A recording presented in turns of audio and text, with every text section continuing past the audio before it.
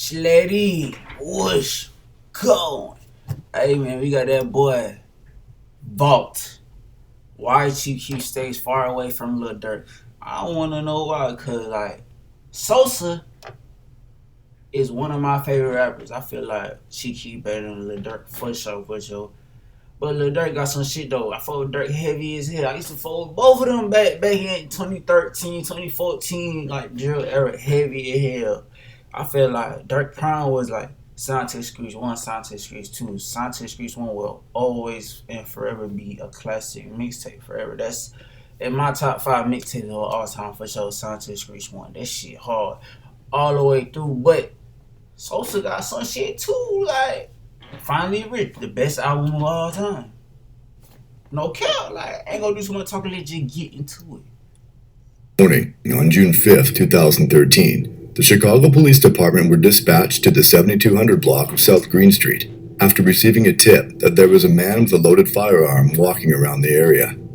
When the Chicago police arrived on the scene, they spotted Lil Durk attempting to hide a loaded .40 caliber handgun inside of his Hyundai Sonata and immediately arrested Durk on the spot. Less than 2 years prior to this, Lil Durk was arrested and charged with possession of a firearm with a defaced serial number.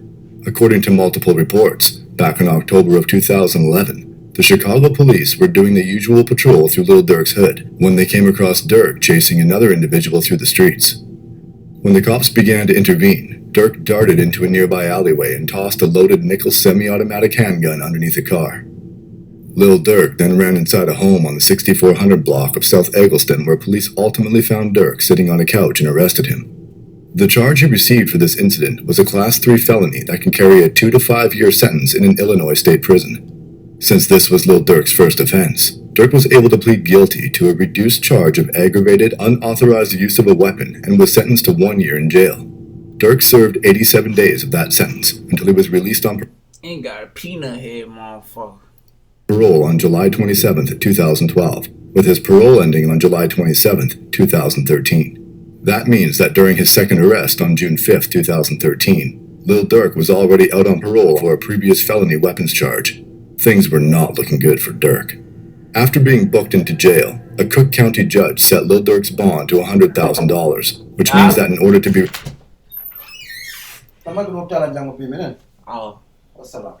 Okay, bye. Fuck is y'all looking at? Mind y'all business. released, Durk would need to come up with 10% of that money in cold hard cash. Despite being signed to Def Jam at the time, it seems that Lil Durk didn't have access to $10,000 and allegedly reached out to Chief Keef for some assistance, but Keef didn't show much of an interest in wanting to help Lil Durk out. While this was never confirmed by Durk or Keef themselves, it's pretty clear that there was something going on between the two. When Lil Durk was initially arrested, members of O Block, 300, 600, and more were tweeting out their condolences to Lil Durk. Chief Keef, on the other hand, didn't post anything on social media about Durk other than this somewhat cryptic tweet on June 13, 2013 saying, OTG, hashtag only the glow, which is a play on Lil Durk's OTF, only the family. Durk sat in the Cook County jail for over a month before he could come up with the $10,000 bond money to be released, and according to rival rapper and gang member P. Rico, Lil Durk got beat up in jail, and even mentioned that the notorious shooter D. Rose wouldn't even leave his cell. Once home free, Durk took to Twitter and tweeted the infamous lyrics to Chief Keef's First Day Out, further hinting at the fact that Keef didn't bother to help him get out of jail. Days later, Chief Keef would once again tweet OTG. Lil Durk would then proceed to go on somewhat of a rant on Twitter, starting out with shouting out Lil Reese and Fredo Santana for keeping it real with him. Then goes on to say that Chief Keef would have been killed if it wasn't for his affiliation with 300. Durk then states that he's better off beefing with the opposition and seems to banish Chief Keef from the block by saying, "Where are you going to spend it at? Because you can't come around here with it." 10 minutes later, Lil Durk continues his rant by saying, "All the money but can't go get D-Rose? Laugh out loud. Bad enough he's on your ass already." He then tweets, "If you're squad, why didn't you get T-Slick or D-Rose? You got a bigger deal, right?" And then ends his rant with, "Warning, I'm not Soulja Boy. This shit can get ugly."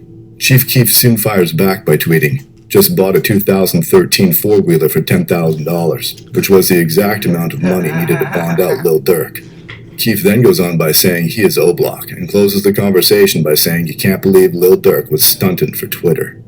Chief Keef would then find himself in various legal situations throughout the rest of 2013, and even ended off the year by being sentenced to 90 days in a rehab facility in Malibu, California. Upon being released from rehab, Keef returned home only to find O-Block requesting $7,500 in cash to bail out an incarcerated O-Block member by the name of Trey 5. Trey 5 was arrested on November 11, 2011 for aggravated battery and discharge of a firearm. He was being held in the Cook County Jail on a $250,000 bond and had been sitting in there for over 2 years at the time. O-Block claimed to already have around $18,000 for the bond, which is why they asked Chief Keef for $7,500, giving them $25,000 in total to bail out Trey 5. Keef made it seem like it was no big deal to give them the money, claiming he had just recently spent the same amount on shoes, but when asked to actually give them the money a week later, Chief Keef said he threw it all in the club and ended up not giving them a dime. This soon resulted in a situation that would change Chicago drill. Damn. Nigga threw the money in the club. Damn. I ain't gonna care. It is kind of lame in head. Like, if you squad, if you gang in this bitch, if you gang, like, and every time you throwing the money down, that's kind of fucked up. That lame in hell. Like, but that between them though. But nigga, like, on some lame shit like that, man, I understand. Well, you know how shit go. It's his money. Like, nigga worked hard for that shit. Niggas won in the studio late nights with his ass. Niggas won down bad with his ass. So, if a nigga got money, he gonna spend it however the fuck he want to. Nigga don't want to give you no money. Nigga don't gotta give you no money. If a nigga want to throw money in the club, nigga throw money in the club. They want to throw money at home, nigga throw money at home. They want to push it. Go do what they do with their money, like shit. Did what it is. Like, what you gonna do? You gonna get mad at a nigga how he spend his money? Get your own money. Get you your own money, I guess. Can't get mad at how a nigga spend money. Music forever. On March 26, 2014, Chief Keef was ordered to appear in a Chicago courtroom in regards to one of his many legal troubles at the time. While at court, members of O-Block such as Boss Top and OJ, along with some THF 46 members, allegedly broke into a home in Northfield that was being rented by Chief Keef's former manager, Uncle Ro, and Keef himself. The group was armed and allegedly went through the entire house, stealing a wide variety of designer clothes, bags, and shoes. It was also reported that Boss Top even stole Chief Keef's daughter's clothes and diapers, along with laundry detergent and deodorant.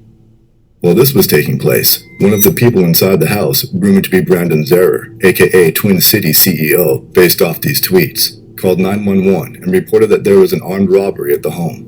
Then, moments later, Chief Keef returned home from court where Boss Top would allegedly snatch Chief Keef's iconic Johnny Dang piece off his neck, while O-Block OJ... Hold up.